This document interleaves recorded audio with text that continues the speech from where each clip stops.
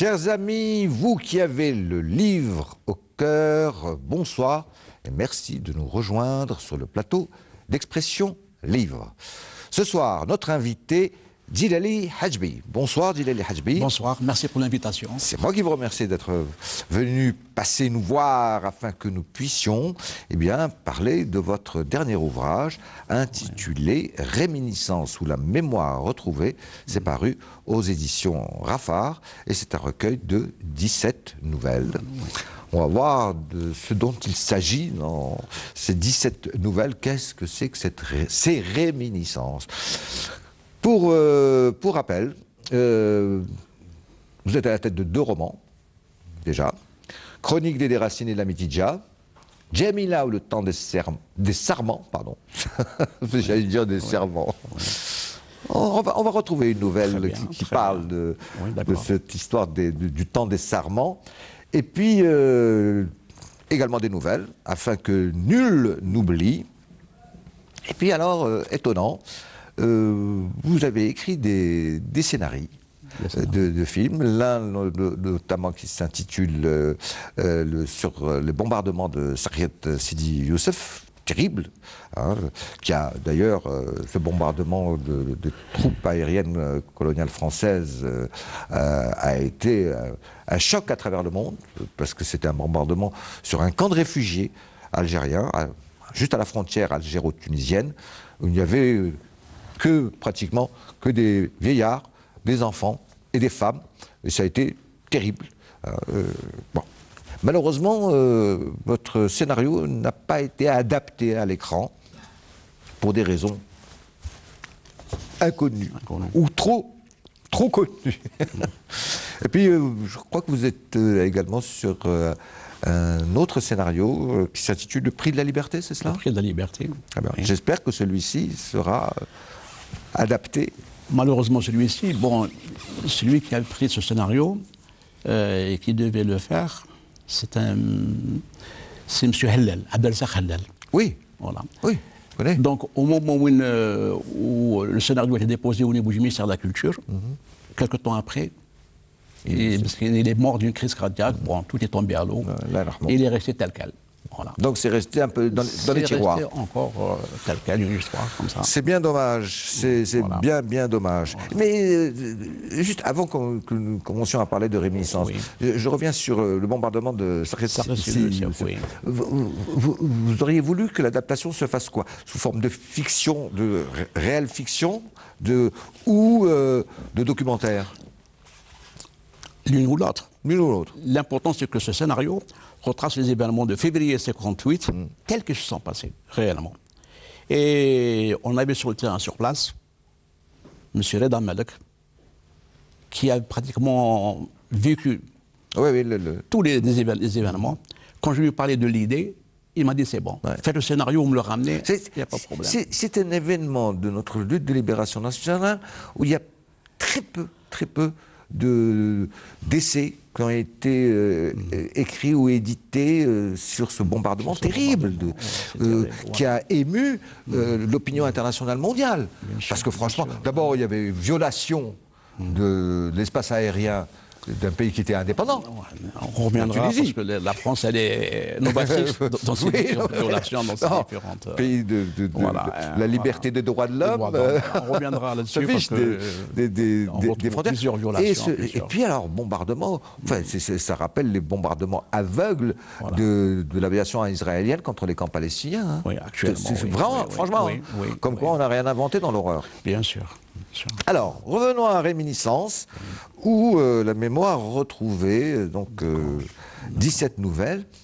Alors, ce qui m'a beaucoup étonné, c'est que vous jouez... C'est vous qui avez décidé, ou c'est votre éditeur, décidé le classement de ces nouvelles? Non, je n'ai rien décidé. Je n'ai rien décidé. J'ai remis un scénario. Non, je ne vous parle pas de je parle de Réminiscence. Réminiscence, voilà, j'ai rien décidé. Vous avez remis votre manuscrit. L'ordre des nouvelles, pratiquement, a été respecté. Il n'y a pas de problème pour ça. Voilà. Alors, je dirais qu'il y a 3 thématiques essentielles qu'on retrouve.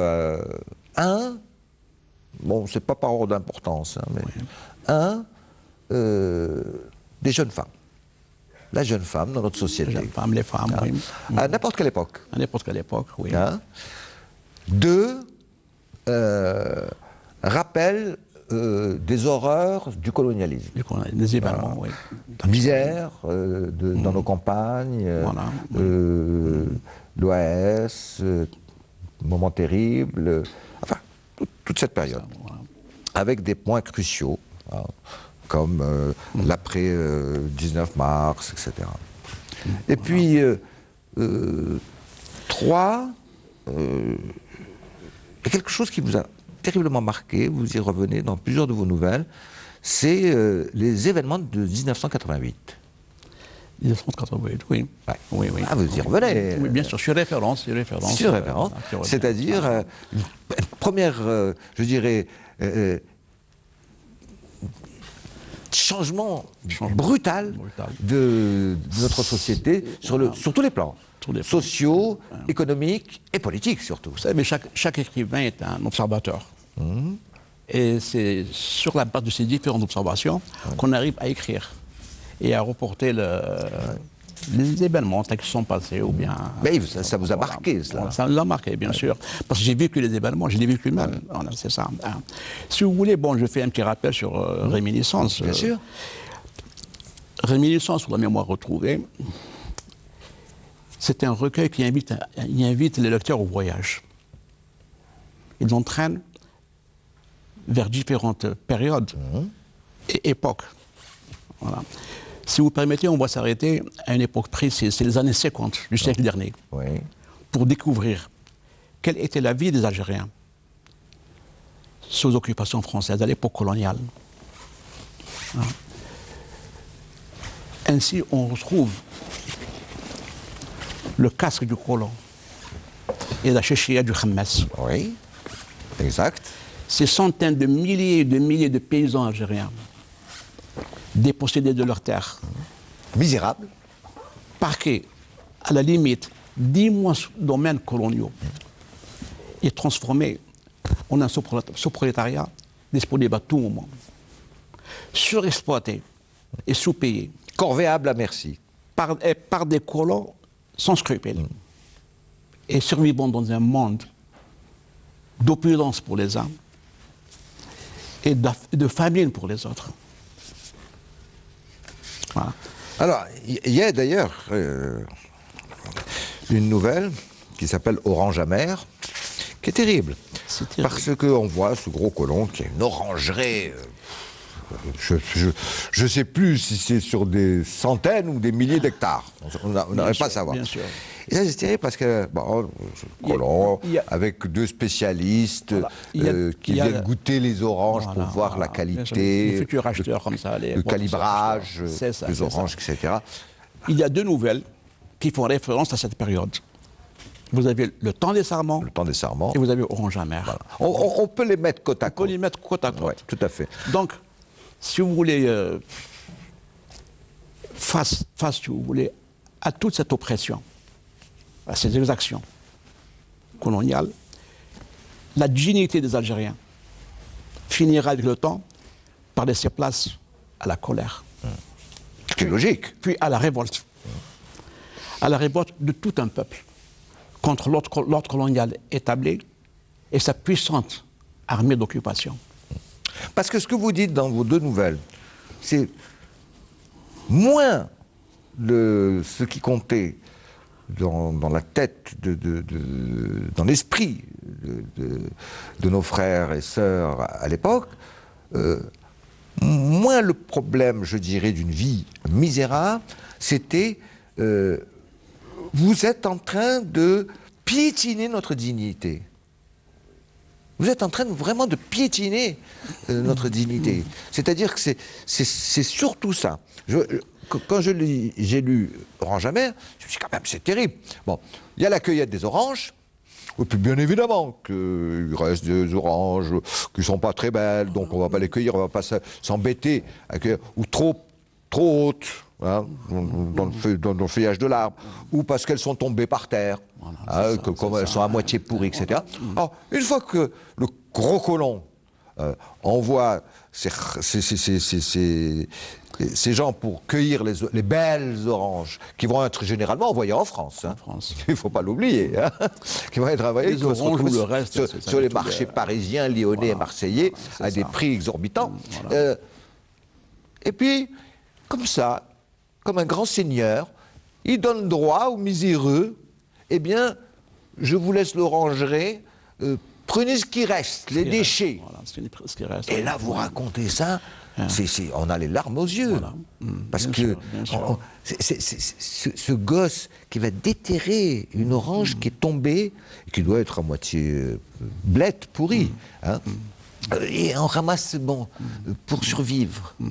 Mais c'est horrible. Voilà. Et pourtant, c'est une époque qu'on a vécue. Vous savez, parmi ces nouvelles, certaines nouvelles sont tirées d'un vécu personnel. Ah oui, ça j'en suis sûr. D'autres, elles sont tirées, si vous voulez, de la mémoire collective. Ouais. Voilà. Ou peut-être de quelqu'un qui vous a raconté la mémoire cela. collective, parce que c'est ça. Je continue, donc c'était pour vous dire que, suite à toute la révolte du peuple algérien, il y a eu une réaction de tous les tenants de l'Algérie française. Alors, il y a eu un déchaînement de haine et de violence sans pareil. Sans pareil. Et ils ont fait payer aux Algériens un lourd tribut de larmes et de sang pour leur indépendance. Donc, si vous permettez, ce lourd tribut qu'ont payé les Algériens pour leur indépendance, j'aimerais bien ouvrir une parenthèse pour essayer d'en parler. C'est vrai qu'on a eu 1 500 000 shahids, 1 500 000 de shuhada directs suite à la guerre qui a été imposée au peuple algérien. Mais on a eu d'autres martyrs, on a eu d'autres shuhada, d'autres victimes dont on ne parle pas ou on parle moins. Je citerai le cas des 500 000, je dis bien 500 000 hommes, femmes et enfants tués ou disparus. Oui, dont on ne connaît ni le nom, ni... Je parlerai aussi des 1 million de blessés, d'handicapés à vie, rescapés des camps d'internement et des centres de regroupement, qui sont en réalité de véritables camps de la mort. Oui, c'est des camps de concentration. Je parlerai aussi des 2 500 000 déplacés, dont 2 200 000 paysans algériens qui ont tout perdu. Ce qu'on a appelé les zones interdites. Voilà. Et 300 000 réfugiés entre le Maroc et la Tunisie. Sans parler de ces milliers d'Algériens qui sont passés par les géoles françaises, que ce soit en Algérie ou en France, dont au moins 100 000 combattants de la LN qui ont été astreints à des travaux forcés, contrairement aux conventions de Genève sur le droit des prisonniers. Ben oui, mais à l'époque, la France ne considérait pas la LN comme une armée. Hein. Voilà. Ça, c'est pour vous dire, que c'est toutes ces victimes de la guerre d'Algérie qui ont fait qu'aujourd'hui, qu'on soit libre et indépendant. Qu'on puisse parler tous les deux. Qu'on puisse parler tous les deux. Seulement, ce que je regrette, c'est qu'on n'en parle pas. On n'en parle pas assez. Ni au bord des écoles, ni au bord des universités. Pas assez, malheureusement. Et ce bilan n'a pas été donné comme ça. Ce bilan a été fait par des hommes de terrain, par des journalistes qui rapportaient régulièrement les faits de la guerre d'Algérie. Y compris étrangers. Voilà. Donc il n'y a pas de raison à ce qu'on ne leur fasse pas confiance. Voilà. Alors, on a parlé de Orange Amère, et puis on a dit il y a les sarments. Hein, le temps des sarments. C'est la même époque. Déjà, vous aviez écrit ce roman Djamila, ou le temps des sarments. Vous vous rappelez cette terrible situation où il faut émander soit la vigne, soit les arbres fruitiers, pour attendre que le printemps, pour que tout ça bourgeonne, fleurisse, et que le gros colon en tire les bons bénéfices. Bon. Alors, en hiver, non, les hivers sont extrêmement Difficile, rigoureux, difficile. terribles. Terrible. On touche un cep de vigne ou un arbre, le doigt colle. Il colle, il gèle. Colle, c'est vrai, c'est c'est terrible, c'est affreux, c'est d'une brûlure. J'ai pas vécu cette période-là, mais des frangins, oui. Des Ah frangins ont vécu. Des frangins, ils ont participé à ces différentes opérations. Et c'est terrible, comme vous le dites. Alors, c'est on terrible. demande aux femmes, enfants et hommes, bien sûr, d'aller donc émonder ces cèpes et ces arbres fruitiers en plein hiver, hein, pour préparer la belle saison, évidemment. Et on ne peut le faire qu'en hiver, mais sous quelles conditions? Vous savez qu'il pleuve ou qu'il neige, pour les colons, ça n'attend pas. Ça n'attend pas, il faut le faire. Ah, il faut que ça rentre, Voilà. et vite fait. Voilà. Et une petite fille qui est le centre de votre nouvelle. Et alors pourquoi alors, ils sont rétribués misérablement, évidemment, hein, de 3 francs 10 sous, comme vous dites, d'oro, à la d'oro. S'ils se réveillent le matin très tôt, ils rentrent le soir très tard, ils sont complètement gelés. Vous donnez des détails où sa mère, pour ses petites bottines, elle est obligée de mettre des braises à l'intérieur. J'ai vécu ça. C'est vrai? J'ai vécu ça. C'est terrible. J'ai vécu ça. Pour chauffer la bottine. Les années 54, 55, vous savez, on n'avait rien. Ouais. C'était une famille terrible. On avait des bottes pratiquement trouées, sans chaussettes, sans rien. Et pour les réchauffer, bon, la maman elle faisait des braises dans les bottes pour nous les réchauffer, donc ça nous leurrait un peu. Oui, c'était chaud. Mais c'était ça. Voilà. Vous alliez vous réchauffer 5 minutes. Hein, Voilà, pas 5 plus. minutes, mais après, ça devient Alors congélateur. après, c'est la boue, la gadoue, le froid. Et puis, et c'est ça, c'est la finalité qui est terrible. C'est-à-dire que, bon, on y allait aussi, les enfants y allaient, certainement pas rémunérés, hein, c'est clair, par le colon.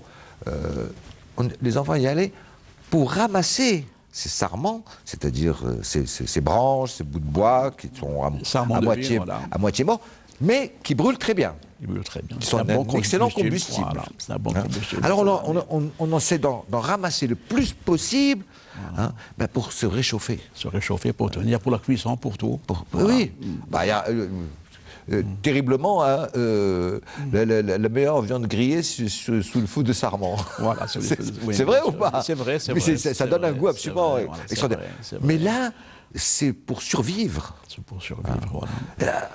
Alors c'est comme dans les oranges amères, comme dans votre nouvelle des oranges amères. C'est-à-dire, on vous laisse les déchets. C'est la même période.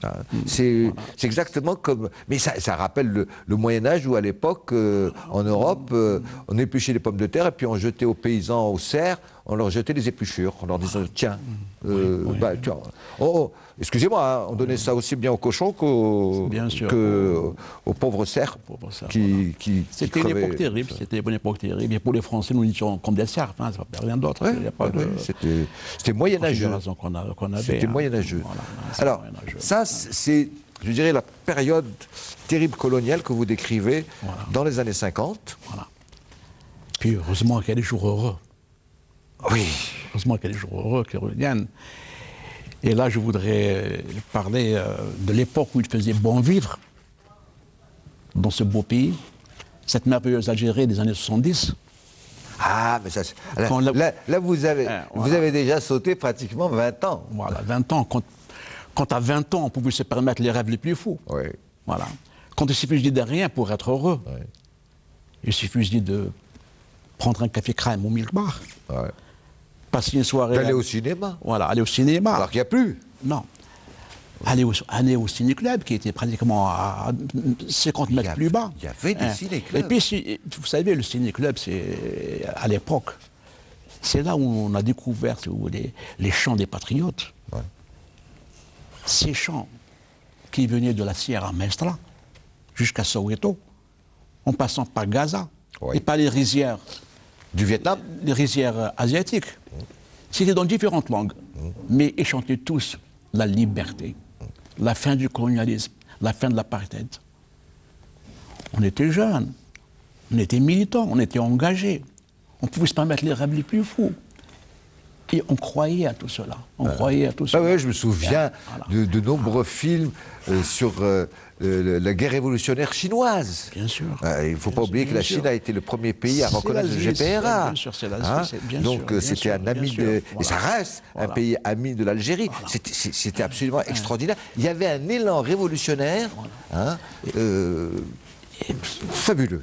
Fabuleux. Bien sûr, que ce soit, Vous êtes un... vous avez Jap, vous avez par les Chinois, Ils sont venus à Alger, vous avez Chou Enlai, bien sûr, il est venu à Alger. Je reprends Guevara, Castro. je reprends une de ses phrases quand il disait que si vous voulez, les impérialistes oublient toujours leurs leçons. Non, non, la phrase est encore meilleure. Il disait, c'est terrible, ces impérialistes sont vraiment de très mauvais élèves. Voilà. Ils n'apprennent pas les leçons de leur défaite. Je la reprends dans un livre, dans une histoire, afin que l'on oublie. Et je dis mot à mot ce qu'il a.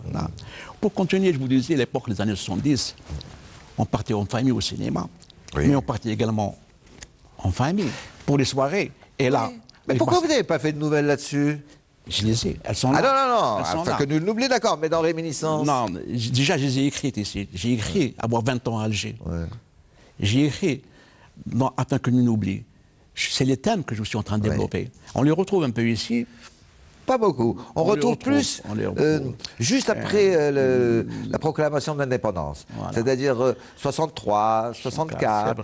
C'est vrai, ça oui, c'est vrai, par exemple, scout un jour, scout toujours. Et je vous disais que quand on a vraiment la chance, c'était de passer une soirée avec Marcel Khalifa.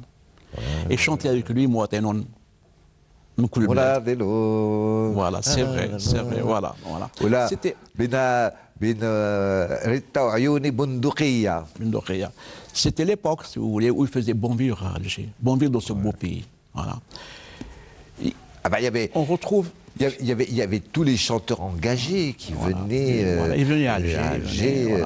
Léo Ferré, tout le monde venait à Alger. et j'en passe, Jacques Higelin, tous les amis de l'Algérie. Voilà. Si vous voulez, dans plusieurs nouvelles, si vous voulez, des fois c'est en filigrane, des fois c'est directement, je rends un grand hommage à l'Algérienne, aux Algériennes, aux femmes algériennes.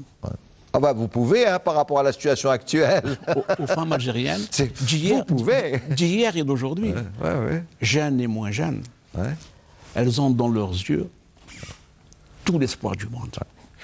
Je voudrais profiter pour également rendre un grand hommage à celle qui est pratiquement bientôt un demi-siècle qui m'a accompagné, qui a toujours été avec moi pour me soutenir et pour m'encourager dans mon travail, dans les moments difficiles.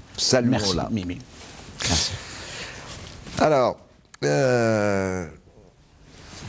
vous me donnez l'occasion de parler d'une des thématiques qu'on retrouve dans pas mal de vos nouvelles, la femme algérienne. D'ailleurs, vous commencez par cela. Vous savez, la beauté de la femme algérienne n'a pas de secret. Il ne faut pas oublier que en Algérie, on est pratiquement, si vous voulez, un brassage de population millénaire. Depuis les Phéniciens, les Vandales, les Romains, jusqu'à de nos jours. Vous voyez, avec les derniers arrivés, si vous voulez, les Arabes ou bien les Turcs. Donc, la femme algérienne, sa beauté, c'est la résultante de tout ce brassage. C'est magnifique. Si vous voulez. On retrouve la femme algérienne, sa beauté, dans tout le bassin méditerranéen. Vous prenez, non pas une Algérienne qui va à l'étranger, mais vous prenez une Espagnole qui vient à Alger, j'étais la Casbah. Ah ben on la prendra pour une Algérienne. Hein. vous prenez une Vénitienne ou bien une Milanaise qui viendrait à Al-Casbah, qui viendrait à Alger, ou bien même une Grecque. Personne ne vous dira que c'est une étrangère. Non. Sauf par rapport à sa langue ou à son accoutrement. Ou des attitudes. C'est ça la femme algérienne. Voilà. Et aujourd'hui, on le voit dans la rue. On le voit. Mesdames, chapeau. Ah ben on l'a vu là, ces 6 dernières semaines. On l'a vu. C'est merveilleux, hein, c'est-à-dire aussi bien femme d'un certain âge que très jeune fille. Voilà. C'est une explosion, c'est un feu d'artifice de beauté, d'intelligence. Absolument, hein, c'est extraordinaire. Alors qu'on pensait que tout ça était éteint. Loin de là. Loin de là. Loin s'en faut. Alors, votre première nouvelle m'a étonné. Oui. qui s'appelle 40 degrés à l'ombre. Oui. Alors, bon, je présuppose, parce que ce qui m'a mis sur la piste, c'est que vous parlez d'un bateau qui s'appelle le Kérouan. Alors, bien évidemment, le Kérouan, il n'existe plus, il a existé dans les années 50. Hein, c'est cela. L'histoire, elle remonte à cette époque-là. Bah oui, moi je me suis référé par rapport au Kérouan parce que voilà. quand j'étais petit, je l'ai pris. Dans les années 58, 60, les années... À peu près, voilà. 57, 56, 57, 58, ou qui faisait Alger-Marseille. Bon, Darin, c'est un Algérien. Qui Oui. est très très connu. La fille, c'est une fille, très belle fille. Elle symbolise, si vous voulez, la jeune fille algérienne. Ouais. La jeune fille algérienne. Bon, je parle de leur maison, de leur résidence, l'Alhambra, tout ça. Et je prends comme ville Béjaïa. Donc ici, il y a un amalgame entre ce que j'ai vécu dans mon enfance à Alger, les études que j'ai faites à Alger, et Béjaïa, une ville qui est fascinante. Voilà. Tout le reste, c'est d'imagination. Ouais. Pour dire que ça existe, que ça aurait pu exister, ça devrait exister. Voilà. Mais attendez, une chose, Hajbi. Oui. Pourquoi avoir mis cette jeune fille à l'époque coloniale, que c'est une Algérienne. C'est une Algérienne, bien sûr. Mais d'une famille très aisée. Hein, très aisée. Ça s'entend. Voilà, hein, qui vit déjà, dans les années 50, une vie quand même très moderne. Très moderne, oui. Il ne faut pas oublier que durant l'époque coloniale, il y avait des Algériens qui étaient très aisés. Sans citer de nom, il y en avait. Oui, il y en avait. Bien sûr. Cette histoire, 40 degrés à l'ombre, elle est si vous voulez, liée avec le repas d'adieu. C'est exactement une nouvelle, c'est une suite. Et l'héritage. Il n'y a uniquement que les noms qui changent. Mais c'est l'histoire de toute une famille. C'est toute une famille. C'est des gens qui sont aisés. Le père, il est industriel. Il fait partie de la chambre de commerce. Il fait partie de la l'usine de Liège. Voilà, c'est des gens qui sont très aisés. Mais les noms qui changent. Mais là, vous me mettez un doute dans la tête. Parce que vous me parlez de repas d'adieu. Non, c'est pas avec 40 degrés à l'ombre. Hein. C'est avec une autre de vos nouvelles. Oui, une autre de vos nouvelles. C'est uniquement les noms qui changent, mais c'est lié. Au départ, c'est lié. C'est presque la même histoire, la même famille, que j'étais obligé de scinder en 2 ou 3 parties. Ah, tu vois, j'avais pas fait la relation entre 40 degrés à l'ombre avec... c'est la même famille, la même histoire. Le repas d'adieu, et puis... l'héritage. Et l'héritage. Oui. On peut même ajouter les filles du bord de mer. Les filles du bord de mer... Alors, elle n'est pas là. Elle n'est pas dans Réminiscence. Elle n'est pas. C'est une nouvelle à part. Vous allez mettre dans une situation scabreuse, Silali Hajbi. J'ai quand même lu c'est une nouvelle à part. Mais par exemple, on peut mettre également, si vous voulez, la fille qui aimait la foule. Elle est là. Ah oui. La fille qui aimait la foule, elle est là. Oui. Et ça, c'est typiquement algérien. Avec la rue des Antiquaires. La rue des Antiquaires, la rue de la Lyre, Oran, la rue de la Lyre, ou bien ailleurs, c'était ça.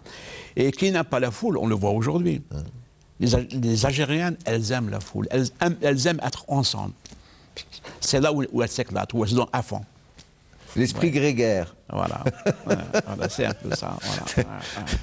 Je voudrais juste préciser une chose, c'est-à-dire que parmi ces 17 nouvelles, ces 17 nouvelles, comme je vous l'ai dit, soit elles sont basées sur un vécu personnel, soit elles sont tirées de la mémoire collective. Mais chacune de ces nouvelles, elle a été pensée, mûrement réfléchie, pour permettre, puis écrite avec ce qu'il y a de profond en moi, pour permettre au lecteur non seulement une simple lecture, mais de vivre intensément l'histoire ou l'événement qui est raconté. Pour qu'ils sentent réellement ce que je suis en train d'écrire, ce que je suis en train de raconter. C'était ça votre but? Le but, c'est ça. On le retrouve un peu partout. On ne lit pas ce genre d'histoire comme n'importe quel article. Ce sont des histoires pratiquement où le lecteur est interpellé. Vous prenez le cas de l'attentat, vous prenez le cas de l'adieu aux braves, Vous prenez le cas des 7 Fatma. Ah oui, c'est là. Vous prenez... C'est ma nouvelle préférée. Voilà. Donc, parmi toutes ces nouvelles, chacune de ces nouvelles, vous dites, elle a été pensée pour que le lecteur vraiment, il vive l'événement, même si c'est avec pratiquement 10 000 siècles de retard. Voilà. Alors, un autre point qui est très présent dans cet ouvrage de nouvelles, ce recueil de nouvelles, Djalal Hajbi, c'est l'horreur qu'a mis en place l'OS. Oui, oui. Il ne faut pas oublier que l'OS a été fondée en février 1961 en Espagne par deux bonhommes, Lagaillarde et Chesini, Jean-Jacques Chesini, qui étaient autour du général Salan et qui avaient fui Alger à cause du procès des barricades. L'objectif de l'OS, il est clair, c'est empêcher à tout prix à ce que l'Algérie ait son indépendance. C'est ça l'objectif. Alors, quand même, il faut remettre... pourquoi en Espagne? Parce qu'en Espagne, à l'époque, elle était sous la botte de Franco. De Franco. Extrême droite. Voilà. Hein, allié d'Hitler pendant la Seconde Guerre mondiale. Oui, hein, massacreur de la République espagnole. J'en parle parce que, si vous voulez, tous les cadres de l'OS, et même leur descendance, Jeunes Nations, oui. tous ces gens-là étaient, si vous voulez, avaient un rattachement nostalgique ou idéologique avec la fameuse division Charlemagne. SS, française. Division, voilà, les Waffen-SS qui ont combattu avec les troupes hitlériennes et qui sont arrivés jusqu'au poste de Moscou. Oui. On les revoit. Dans une de mes nouvelles, où je raconte, si vous voulez, la fondation officielle de l'OS à Alger, dans une des grandes fermes de la Métija, où pratiquement il y avait tout un rassemblement de colons, de racistes, mais il y avait aussi des politiciens, des haineux, il y avait même des déserteurs, beaucoup de déserteurs, des coloniels déserteurs qui plus tard formeront les fameux commandos Delta de l'OS. Ouais. Voilà. Tous ces bonhommes-là n'avaient qu'un seul but: éviter à ce que l'Algérie soit un jour indépendante. Surtout qu'en parallèle... Mais Djalal Hajbi, leur idée était même allée encore bien plus loin. Ils avaient même décidé, à l'instar de ce qui s'était passé en Afrique du Sud, c'est-à-dire de dire, eh ben, on va faire une Rhodésie algérienne, tout simplement. Oui, mais on se détache totalement de la France et on va créer un gouvernement et une Algérie. Ils ne voulaient pas de ça. Ils ne voulaient pas de ça. Non, les tenants de l'Algérie française ne voulaient pas. De quoi? Ils ne voulaient pas qu'on ait, si vous voulez, une solution à la rhodésienne ou bien à la... Oh, ça j'en suis pas sûr. Hein. Si. Ça j'en suis pas sûr du tout. Ils voulaient, c'est simple, ne pas, si vous voulez, permettre à l'Algérie d'avoir son indépendance. Maintenant, si l'Algérie, elle est sur la voie de l'indépendance, c'est pratiquer une politique de terre brûlée. Et ce qu'ils ont fait, ils ont pratiquement tout détruit. Oui, non, mais ça c'est OK. Mais je ne partagerai pas sur votre point de vue, excusez-moi, parce que à un moment donné, le lobby colonial en France, comme évidemment ici en Algérie, au niveau des plus hauts niveaux politiques, en ce qu'on appelait en métropole, avait bien cette idée en tête, c'est que bon, on se détachera de la France métropolitaine et on est tout à fait capable de se débrouiller tout seul pour gérer ce pays parce qu'il se suffit à lui-même. Ça, si vous voulez, c'est à la suite du fameux coup d'État, du putsch d'Alger. Oui, le putsch d'Alger. Qui a eu lieu en avril 61. Oui, avec les 4 généraux. Voilà. Mais bon, les fameux 4 généraux, ce carteron de généraux dont a parlé de Gaulle. D'ailleurs, vous le citez, vous citez pratiquement en entier le discours de Gaulle. Mais une partie de l'armée n'a pas marché. Oui, ça c'est autre chose. Parce qu'il fait, écoutez, il y avait quand même, heureusement, des officiers légalistes. Voilà, et puis il y avait surtout un grand nombre de réservistes, Voilà. bon, qui étaient donc des gens qui étaient dans le civil, qu'on a appelés, ce qu'on appelle les fameux appelés Ils ne d'Algérie. voulaient pas se laisser entraîner dans cette aventure.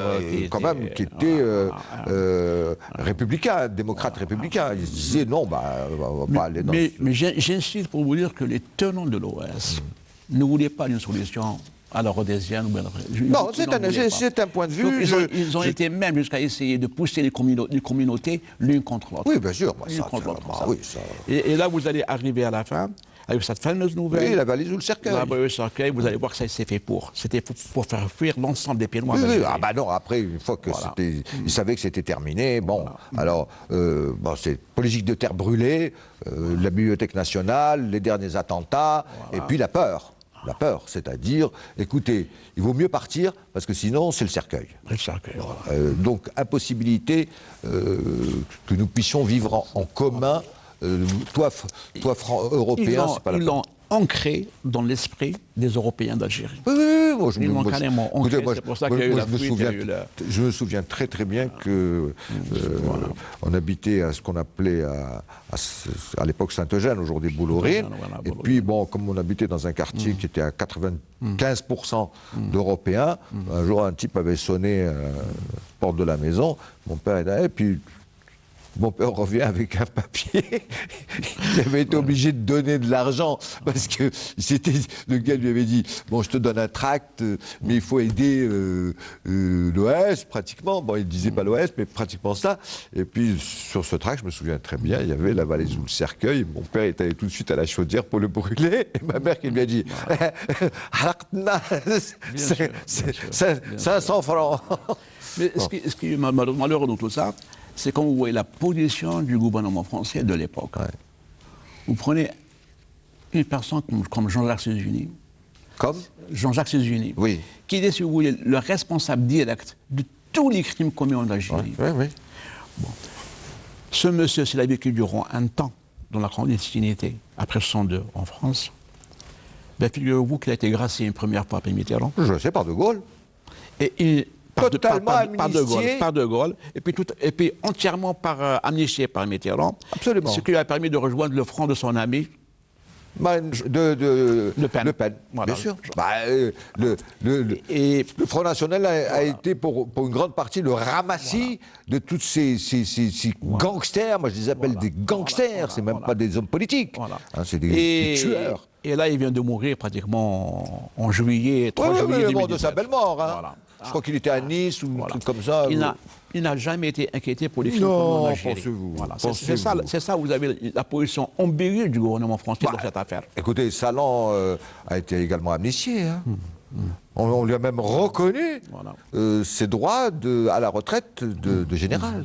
Hein, c'était pas Mitterrand l'a réhabilité. Salan, incroyable. Hein, c'est affolant. Après, on vient nous dire les bienfaits de la colonisation.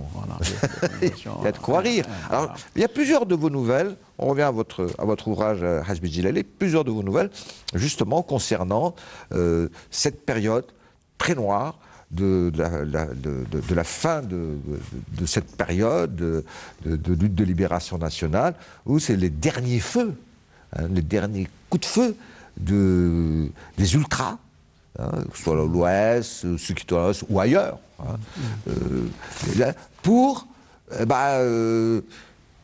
si on doit partir, on ne va rien laisser. C'est ça. Et moi, je me souviens très bien que 1961, même 62, avant l'indépendance, et même quelquefois après l'indépendance, on voyait des gens qui sciemment sortaient de leur maison et brûlaient leur propre voiture pour pas que la laisser. Pour la laisser ou la laisser. Brûler, carrément. Voilà. Vous savez, chez nous, l'ORS, son entrée en action, en mois de mai 61, le 20 mai 61, quand l'ORS est rentré en action, par une série d'explosions ici à Alger, une série d'explosions. Et puis le matin, on a retrouvé les différents slogans. L'OAS frappe où elle veut et quand elle veut. Ça a commencé comme ça. Et ça ne s'est pas terminé jusqu'après le 19 mars 62. Tout à fait. Imaginez que 15 jours, 20 jours, un mois après le 19 mars 62, on avait encore des attentats. Et là, je citerai l'attentat du port d'Alger, où on a eu pratiquement... Où il y a une nouvelle oui, il y a une nouvelle.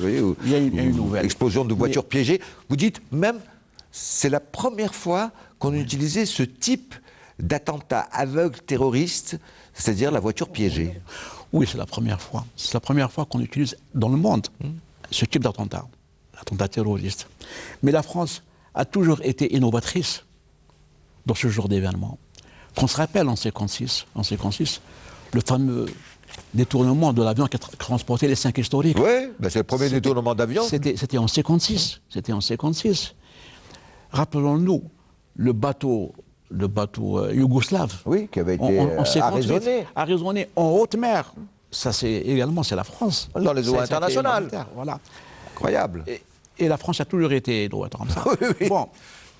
Très inventive. Voilà, très inventive. Maintenant, c'est vrai qu'il y a des événements qui sont cachés, je ne vais pas le montrer, comme le cas de la fameuse main rouge, qui, 50 ans après, ce qu'il y avait derrière, c'était le service secret français, le service de renseignement. Ils tuaient qui ils voulaient, comme ils voulaient, ils laissaient la main rouge et puis c'est tout, tout simplement. Oui. Ils tuaient à la fois des dirigeants du FLN algérien et des amis de l'Algérie. Oui, des avocats, en Allemagne, en Belgique. Absolument, absolument.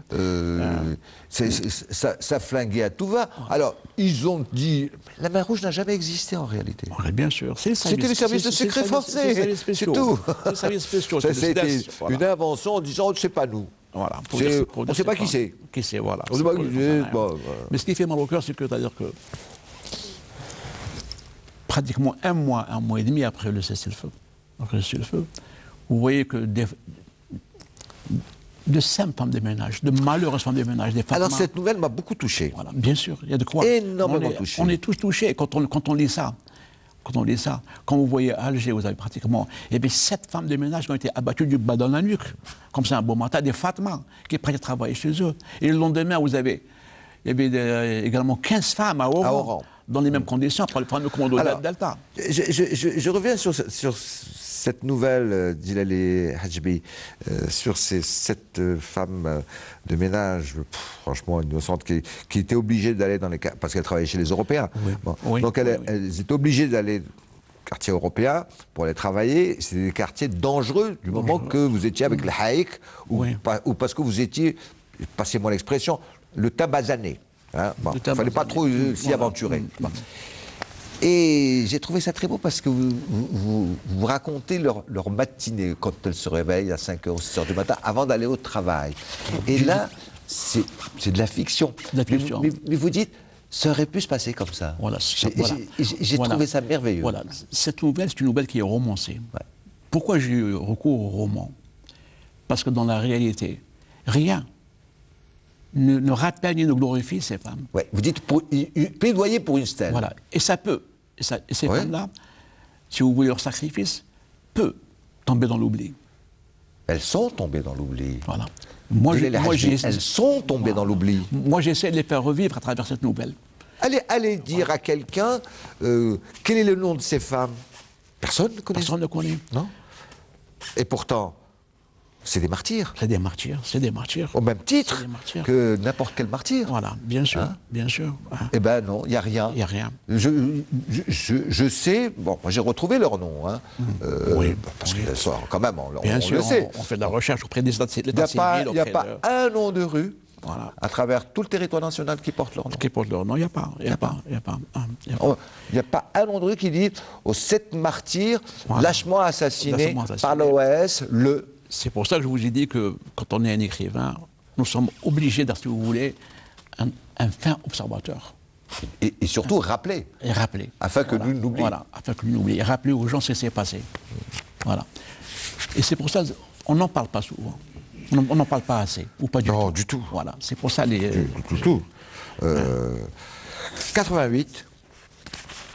Alors... Les événements de 88, vous savez... Événement marquant. Voilà. Dans l'histoire de notre pays. Très marquant. On retrouve cela dans le Grand Doute. Voilà. Le Grand Doute. En 88, je me trouvais à Bebzouar. J'habitais Bebzouar. Je raconte, si vous voulez. comment ça se préparait, comment ça venait. 88 n'est pas venu tout seul. Ben non. 88, c'est simple. C'était toute une jeunesse qui était livrée à elle-même. C'est comme si vous voulez, actuellement, ces derniers mois où on avait pratiquement tous les jours des halakas qui préféraient mourir en mer que de rester dans ce pays. Ah ben, écoutez, Voilà. Je me souviens que, bon, parce que c'était un mouvement complètement spontané, parti, parce qu'il y avait une sorte de, le Hogra, etc. Donc les jeunes n'en pouvaient plus. On le sentait venir, on le sentait. C'était quelquefois des revendications. Moi, je me souviens, la première manifestation de 88, il y avait des jeunes, moi je dis, mais c'est pas un mot d'ordre politique ça. Ils disaient, Habib notre visa ou Habib notre devise. Bon, mais c'était terrible, parce qu'ils voyaient des gens qui allaient se prélasser sur les plages du Club des Pins, qui se voyageaient comme ils l'entendaient, avec des poches pleines de devises, et le gars, il n'avait même pas un travail. Rien. C'était des hétistes. Il habitait dans une cité misérable, qui délabrait à 10 dans un 2 pièces. Bah, écoutez, il est jeune, il a 17 ans, 18 ans, il a envie de vivre. Donc, on le voyait venir. Octobre 88, on le voyait venir. C'était toute une jeunesse qui était livrée à elle-même. Vous le voyiez venir. Voilà. Moi, je pouvais le voir venir. Mais malheureusement, plus haut, c'était la surdité et l'aveuglement total. Maintenant, en plus de cette jeunesse livrée à elle-même, pour ne pas dire abandonnée, il faut voir l'entourage. Il faut voir l'entourage, où les gens commençaient à changer de comportement, à changer d'accoutrement. Où le vrai Alger, le vrai... Oui, l'âme d'Alger commençait à partir, Les mentalités commençaient à changer. Les gens continuaient à partir à la mer, mais il n'y avait plus cet enthousiasme. Non. Il n'y avait plus cette... Non, il n'y avait plus ce côté festif. Je parle à un moment donné... De joie de vivre. Il n'y avait plus de joie de vivre. Je parle à un moment donné d'Albert Camus. Oui. Quand dans la peste, il cite les différents rushs. Il y avait des gens qui partaient à la plage, à Oran, etc. Ah, ouais. Les gens continuaient à partir à la plage. Mais il n'y avait pas cet enthousiasme, ce plaisir, cette joie. Les gens étaient blasés, étaient comme ça. Finalement, octobre est venu. Alors, on va peut-être un petit peu terminer sur ça, parce que vous avez certaines de vos nouvelles, sont des nouvelles, ce qu'on appellerait de... Bon, je trouve pas d'ambiance, voilà. D'ambiance. Elles sont très belles. Hein. Par exemple, il pleut.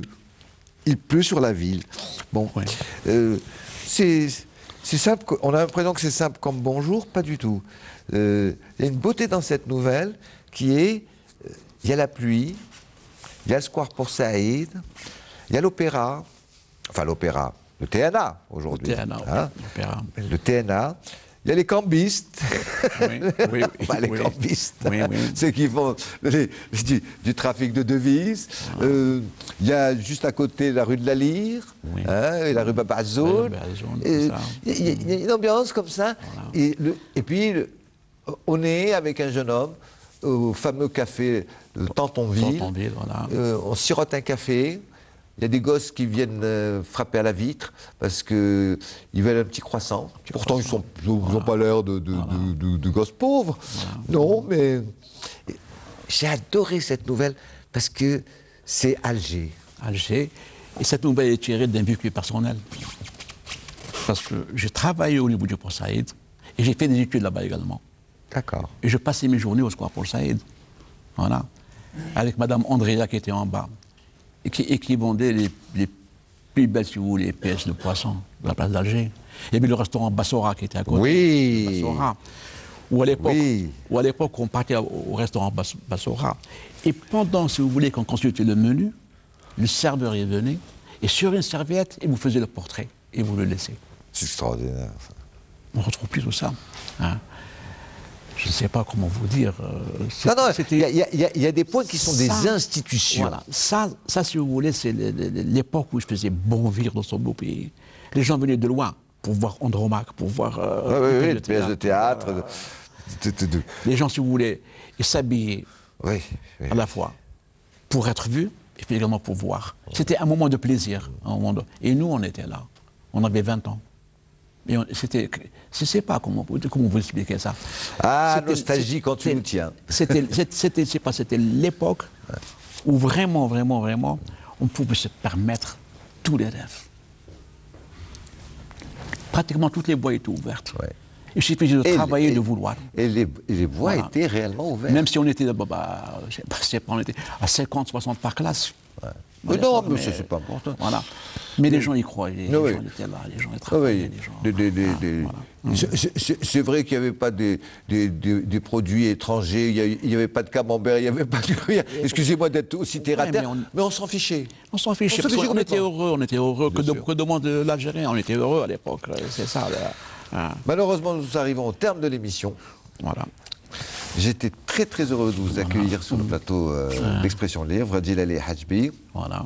Je rappelle le titre de votre recueil de nouvelles, Réminiscence ou la mémoire retrouvée, c'est paru aux éditions Rafar. Voilà. Bref, rappel de vos précédents écrits, eh bien, un scénario qui malheureusement n'a pas été encore adapté au cinéma, Le bombardement de Sarkiel Sidi Youssef, un roman, Chronique des déracinés de la Mitidja, un second roman 2010, Djamila ou le temps des sarments, on a un peu évoqué à travers une de vos nouvelles, et puis un recueil de nouvelles, afin que nul n'oublie, et je sais que vous êtes sur l'écriture d'un nouveau scénario, peut-être que vous l'avez terminé, mais malheureusement, j'espère qu'il ne restera pas dans les tiroirs. Je viens de faire un manuscrit, comme je vous l'ai dit, c'est Les jours qui ébranlèrent l'État colonial français. Les jours qui ébranlèrent l'État colonial français.